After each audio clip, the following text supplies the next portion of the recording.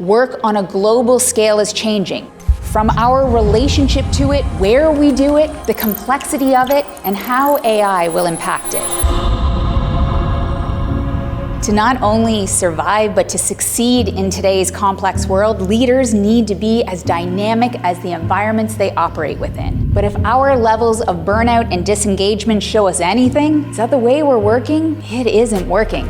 When at every turn, it seems like the complexity is outpacing our capacity to keep up, the question for each of us becomes what needs to change in order for us to work and live in more energizing and fulfilling ways? And can we do it without losing our foothold on success? The answer is yes. So the question we need to answer isn't just what can you do when you leave here? It's why, as human beings, is it often so hard to do the things we know would be most helpful in the times that they'd have the biggest impact?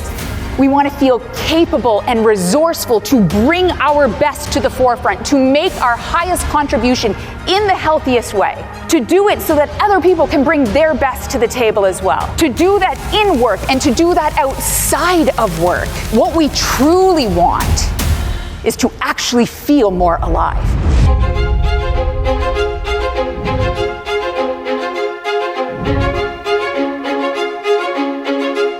We start to believe that it is because we are exhausted, because of the sacrifices and the trade-offs that you are making, that is what makes you excellent at what you do.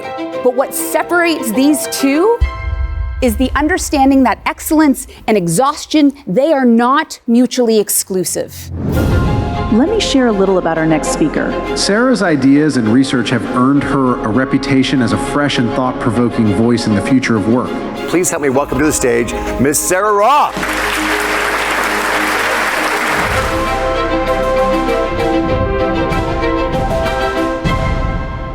It would be great if change happened in a single conversation, but it doesn't, because relationships, trust, they get built in these micro moments that compound on one another, that either strengthen trust or break trust, that drive results or create resistance to those results, that infuse energy or extract energy.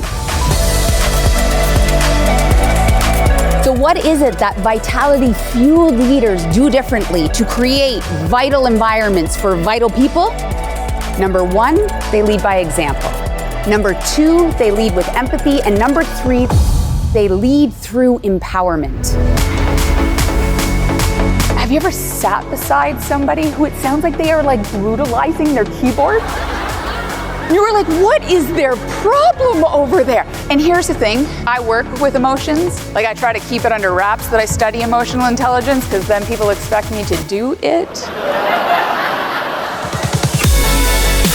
Yes, we want to work with the design of the brain, but the antidote to our negativity bias isn't actually more positivity. It's creating an environment of more possibility. Work does not need to be a breeding ground for burnout. They can be powerhouses of vitality. That is what I study. That is what my keynotes focus on. And that is what I fundamentally believe that not only our organizations, but our society at large needs now more than ever. As we talk about excelling together, as we talk about celebrating as one, I want us to think about redefining success not by what you do, but how you actually get there. It's a beautiful night.